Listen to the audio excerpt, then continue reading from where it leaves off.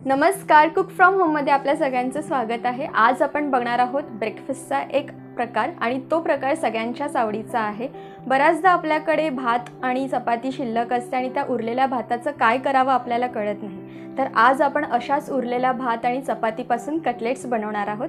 चला तर मग रेसिपीला पटकन सुरुवात करूया।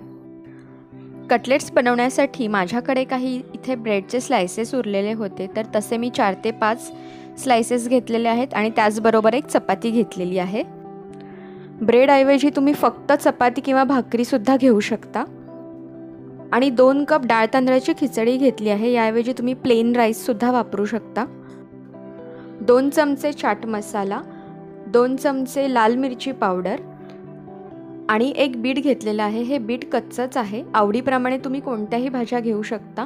तुम्ही गाजर किंवा कोबी सुद्धा घेऊ शकता। आणि 1 टीस्पून आलं लसूण पेस्ट, 1 वाटी रवा, रवा कोणताही चालेल, मध्यम किंवा बारीक कुठलाही, मी बारीक घेतलेला आहे। आणि 4 ते 5 उकडलेले बटाटे, त्यांची सालं काढलेली आहेत। तर सगळ्यात आधी आपल्याला ब्रेडचे स्लाइसेस आणि चपाती मिक्सरला बारीक करून घ्यायची आहे। मी मगाशी सांगितल्याप्रमाणे तुमच्याकडे ब्रेडचे स्लाइसेस नसले तर तुम्ही फक्त चपाती सुद्धा घेऊ शकता, किंवा जर तुमच्याकडे भाकरी उरली असेल तर भाकरी सुद्धा वापरू शकता। मी मिक्सरच्या मोठ्या भांड्यामध्ये ब्रेडचे तुकडे घातलेले आहेत आणि आता त्यामध्येच आपण चपातीचे तुकडे सुद्धा घालूया। आणि जर तुम्ही फक्त चपाती किंवा भाकरी वापरणार असाल तर तुम्हाला निदान 2 ते 3 चपात्या किंवा भाकऱ्या घ्याव्या लागतील। आता मिक्सरमध्ये याची अशा प्रकारची बारीक पावडर करायची। कटलेट करण्यासाठी मी इथे एक मोठा मिक्सिंग बाउल घेतलेला आहे। या मिक्सिंग बाउलमध्ये सगळ्यात आधी आपल्याला आपण जे कच्चं बीट घेतलेलं आहे ते किसून घ्यायचं आहे। बीटासोबत जर तुम्ही गाजर वापरणार असाल तर ते सुद्धा साल काढून तुम्हाला किसून घ्यायचं आहे। भाज्यांची स्पेसिफिक अशी क्वांटिटी नाही आहे, तुम्ही आवडीप्रमाणे कितीही भाज्या यामध्ये ॲड करू शकता। सगळ्या भाज्या किसून झाल्यानंतर यामध्ये जे आपण बटाटे उकडलेले आहेत ते हातानेच स्मॅश करून घालायचे। बटाटे किसायची गरज नाही, जर व्यवस्थित उकडले असतील तर हाताने छान स्मॅश होतात।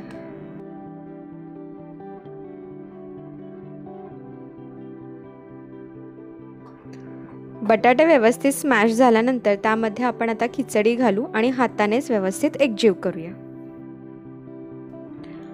बटाटे आणि खिचडी व्यवस्थित मिक्स झाल्यानंतर आपण जो मिक्सरमध्ये ब्रेडचा आणि चपातीचा बारीक चुरा केलेला आहे तो यामध्ये घालायचा आणि हे सगळं काही पुन्हा एकदा व्यवस्थित हाताने मिक्स करायचं। ब्रेड क्रम्स आणि चपातीच्या चुऱ्यामुळे कटलेटना खूप छान बाइंडिंग मिळतं। या कटलेट्समध्ये तुम्ही तुमच्याकडे उरलेली कुठलीही भाजी असेल तर ती सुद्धा यामध्ये घालू शकता। आता सगळं काही व्यवस्थित मिक्स झाल्यानंतर यामध्ये आपण 1 टीस्पून आलं लसूण पेस्ट, 2 चमचे चाट मसाला आणि 2 चमचे लाल मिरची पावडर आणि चवीप्रमाणे मीठ घालूया। भातामध्ये सुद्धा मीठ असतं, त्यामुळे त्या अंदाजानेच तुम्हाला मीठ घालायचं आहे। त्यानंतर आपण यामध्ये 2 चमचे दही घालणार आहोत। दह्याने सुद्धा खूप छान टेस्ट येते याला। आता हे सगळं काही आपल्याला व्यवस्थित हाताने एकजीव करायचं आहे। तुमच्याकडे जर पुदिना आणि कोथिंबीरची पेस्ट असेल तर ती सुद्धा तुम्ही यामध्ये घालू शकता। या कटलेटमध्ये आपण दही घातलंय, पण दही नसेल तरीही चालू शकतं। जे आपल्या घरी उपलब्ध आहे त्यामधनं हे कटलेट आपल्याला करायचे आहेत आणि कुठलेही कॉम्बिनेशन्स मसाल्यांचे वापरले तरी सुद्धा कटलेट खूप छान लागतात। कटलेट्सचं मिश्रण रेडी आहे। आता आपण याचे गोळे करायला घेऊया। त्यासाठी मी हाताला थोडंसं तेल लावलेलं आहे आणि याचे आपल्याला हवे त्या साईजचे गोळे करून घ्यायचे आहेत। हवे त्या आकाराचे तुम्ही करू शकता। या कटलेट्समध्ये मी डाळ तांदळाची खिचडी वापरली आहे। खिचडी खूप मऊ असते त्यामुळे मी ती डायरेक्ट वापरली, पण जर तुम्ही प्लेन भात वापरणार असाल तर तो मिक्सरमध्ये तुम्ही थोडासा बारीक करून घ्या आणि मगच कटलेटमध्ये वापरा।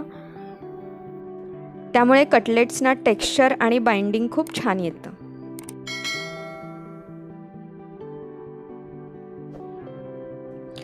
आता कटलेट्स फ्राय करायला घेऊया। त्यासाठी मी इथे एक पॅन तापत ठेवला आहे। कटलेट्स आपण शॅलो फ्राय करणार आहोत, त्यामुळे थोडंसंच तेल यामध्ये घालायचं। तेल व्यवस्थित तापल्यानंतर कटलेट्स रव्यामध्ये घोळून तळण्याकरता ते पॅनमध्ये ठेवायचे आणि गॅसची फ्लेम मीडियम ठेवायची। कटलेट्स क्रिस्पी होण्यासाठी आपण इथे रवा वापरलेला आहे, पण त्याऐवजी तुमच्याकडे जर ब्रेड क्रम्स असतील तर ते सुद्धा तुम्ही वापरू शकता।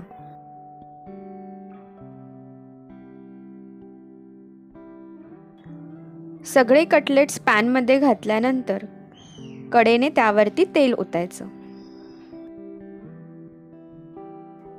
कटलेट्स एका बाजूने क्रिस्पी झालेले आहेत, त्यांचा रंगही बदललेला आहे। आपण आता ते उलटूया आणि दोन्ही दुसऱ्या साईडने सुद्धा आपल्याला ते क्रिस्पी होईपर्यंत तळायचे आहेत।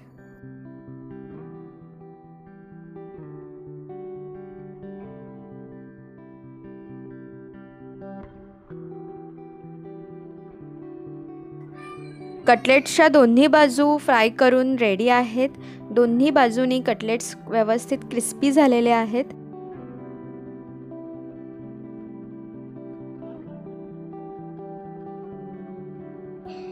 तयार झालेले सगळे कटलेट्स आपण एका प्लेटमध्ये काढूया आणि बाकीचे सगळे कटलेट्स सुद्धा आपण अशाच पद्धतीने शॅलो फ्राय करूया।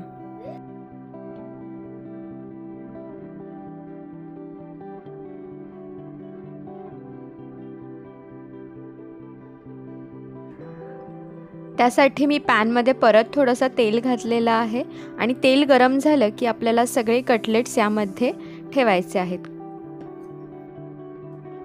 आणि हे सुद्धा कटलेट आपल्याला दोन्ही बाजूने क्रिस्पी होईपर्यंत शॅलो फ्राय करायचे आहेत।